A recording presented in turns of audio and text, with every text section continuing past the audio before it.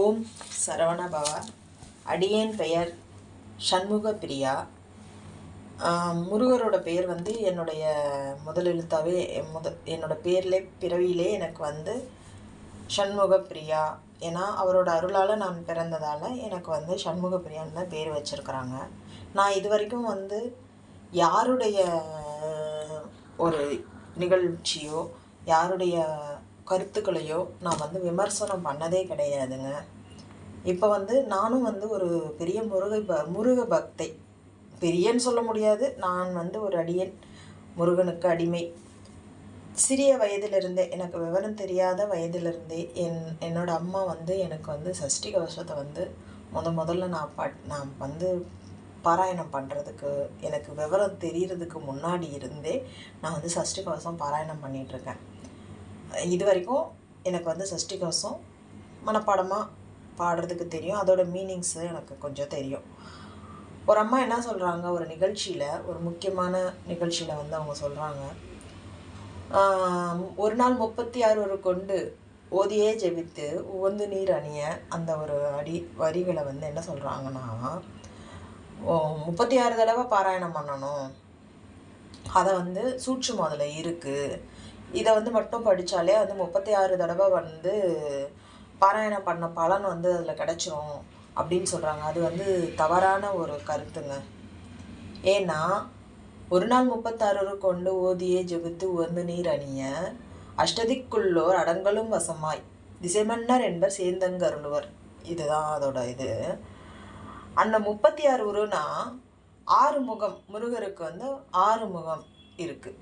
அந்த ஒவ்வொரு முகத்துக்கும் நம்ம ஒரு தடவை சஷ்டி கவசத்தை முழுசாக நம்ம பாராயணம் பண்ணணும் அப்படின்னா 36 தடவை பண்ணுற இது கிடச்சிரும். நமக்கு 36 தடவை பண்ணணும்.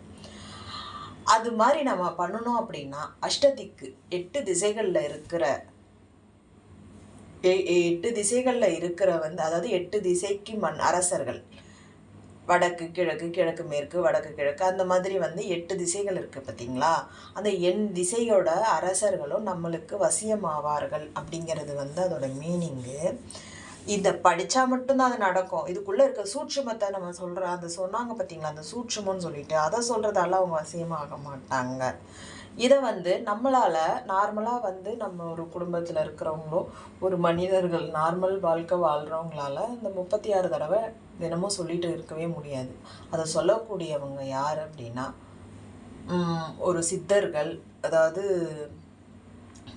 என்ன சொல்கிறது, ஒரு சக்தியை வந்து தன்னோட சக்தி ஏற்றிட்டு அருள்வாக்கு சொல்கிறவங்க, முருகரோட அந்த வேலையே முருகரை பற்றி விமர்சனம் பண்ணிக்கிட்டு அந்த மாதிரி வந்து ஒரு குருக்கள், அந்த மாதிரி இருக்கவங்க மட்டும்தான் அதை செய்ய முடியும். நம்மளால் வந்து குடும்பத்தை நடத்திக்கிட்டு ஒரு பல வேலைகளை பார்த்துட்டு, நம்ம வெளி வேலைகளையும் பார்த்துக்கிட்டு நம்மளால் வந்து அந்த 36 தடவை நம்மளால் சொல்லவே முடியாது என்ன.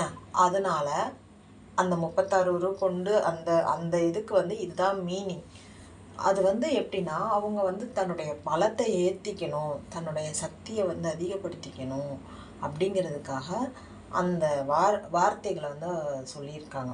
ஒரு நாள் 36 கொண்டு ஓதியே ஜெபித்து அப்படின்னு சொல்லியிருக்காங்க. அதை வந்து நம்ம 36 தடவை நம்ம சொன்னோம் அப்படியா, நமக்கு வந்து நல்ல பவர் கிடைக்கும். அந்த 8 திசையில் இருக்கிறவங்களோட ஆசீர்வாதம் அவங்க வந்து நமக்கு வசியமாவாங்க, நமக்கு வந்து ஒரு சக்தி கிடைக்கும். அது கிடைக்கணும்னு நினைக்கிறவங்க மட்டும்தான் அதை பண்ணுவாங்க.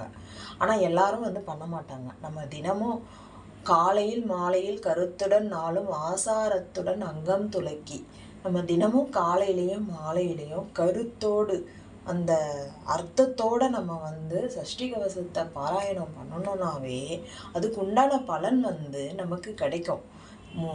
பல 100 ஆண்டுகளுக்கு முன்னாடி இருந்தே சஷ்டி கவசம் பாராயணம் பண்ணிக்கொண்டு தான் இருக்கிறாங்க மக்கள்.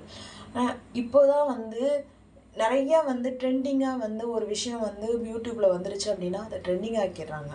ஆனால் யூடியூப்லாம் வர்றதுக்கு முன்னாடி, டிவி அந்த மாதிரி சில விஷயங்கள்லாம் வர்றதுக்கு முன்னாடியே வந்து நமக்கு வந்து சஷ்டி கவசம் வந்து அந்த காலத்திலேருந்தே நம்மக்கிட்ட இருக்குது.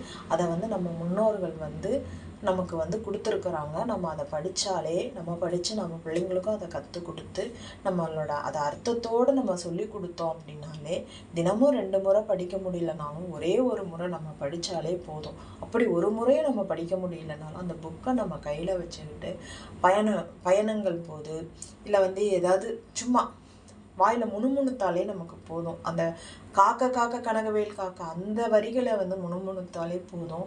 நமக்கு வந்து கடவுள் முருகரோட அருள் வந்து நமக்கு கண்டிப்பாக கிடைக்குங்க. அதனால் தவறான பதிவுகளை வந்து தயவு செஞ்சு போடாதீங்க. அதுக்கப்புறம் இன்னொரு நிகழ்ச்சியில் அவங்க இன்னொரு பதிவு போட்டிருக்காங்க. என்னன்னா, முருகர் வந்து அழகானவர், அவர் வந்து மனது அழகாக இருக்குது, அதனால முருகர் அப்படின்னு சொல்கிறாங்க. அகத்தின் அழகு முகத்தில் தெரியும், அதனால தான் அவர் முருகர் அப்படின்னு சொல்கிறாங்க. முருகு அப்படிங்கிற மீனிங்கே அழகு தமிழில். அது அவங்க படித்ததில்லை போல இருக்குது.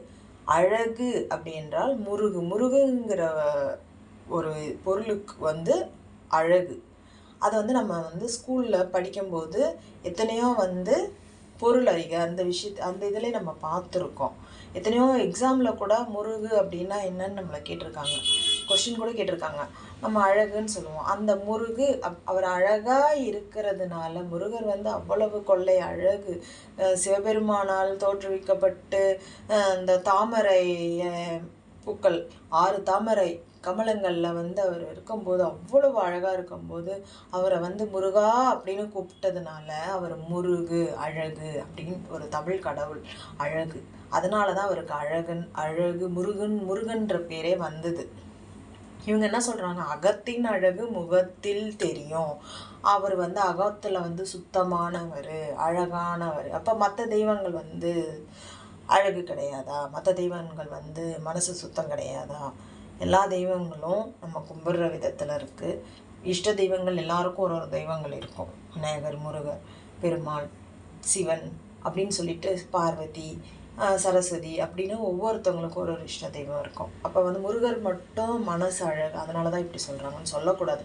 தவறான கருத்துக்களை வந்து நம்ம வந்து பதிவிடவே கூடாது. அது வந்து அப்படியே அது பழகி போய். ஏன்னா இப்போ இருக்க ட்ரெண்டிங்கில் வந்து ஒரு தவறான கருத்துக்கள் யாராவது ஒரு விஷயத்தை அவங்க சொல்லிட்டாங்க, நீங்கள் இப்படி தான் விளக்கேற்றணும் அப்படின்னா அது ட்ரெண்டிங் ஆகிடுது. நம்ம அந்த காலத்தில் வந்து எண்ணெய் கூட கிடைக்காது விளக்கேற்றுறதுக்கு. நம்மளால் தினமும் விளக்கேற்ற மாட்டாங்க. கிராமங்கள்லாம் தினமும் விளக்கேற்ற மாட்டாங்க. ஏன்னா லைட்டு வெளிச்சமே ஒரு 20 வருஷம் 30 வருஷத்துக்கு முன்னாடி தான் வந்து லைட் வெளிச்சமே வந்துச்சு.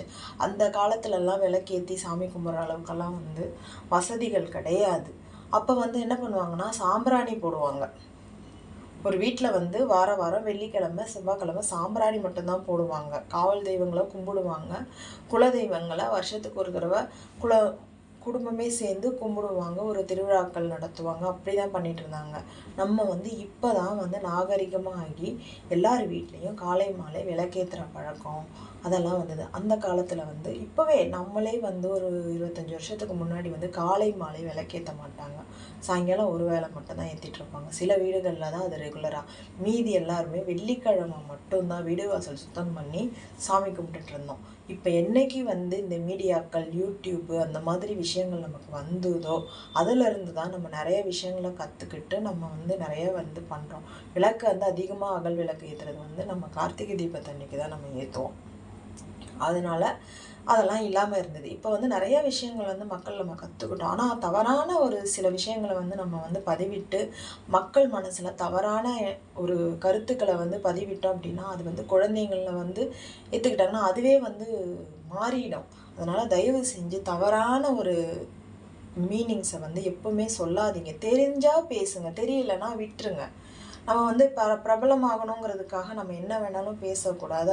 நாங்கள் ஆராய்ச்சி இதை விட நான் எவ்வளோ பேர் ஆராய்ச்சி பண்ணியிருக்கிறாங்க. எவ்வளோ குருக்கள், நல்ல குரு கிட்ட மாணவிகள் படிச்சிருக்காங்க. அந்த குருக்கள் வந்து எவ்வளோ இன்றைக்கி தான் வந்து நம்ம டிவி, மீடியா, யூடியூபெல்லாம் அப்போல்லாம் வந்து குருக்கள், ஞானிகள் அந்த மாதிரி அவங்க தான் நமக்கு நம்ம சொல்லி கொடுத்துட்ருந்தாங்க.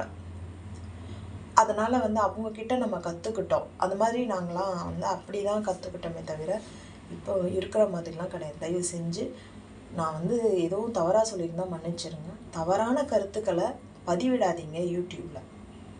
நன்றி.